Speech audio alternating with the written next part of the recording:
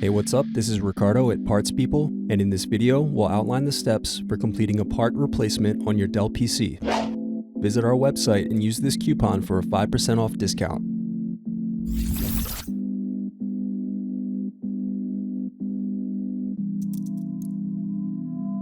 Unscrew and remove bottom base.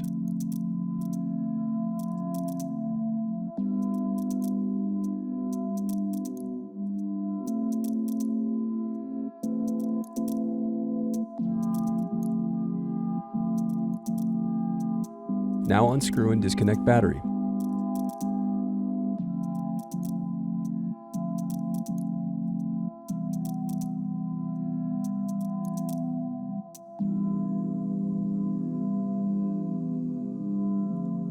Next, unscrew and disconnect cooling fan.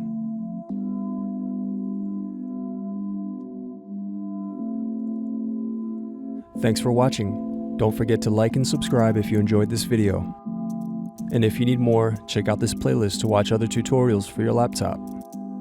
You can also click here to find parts for your laptop at partspeople.com.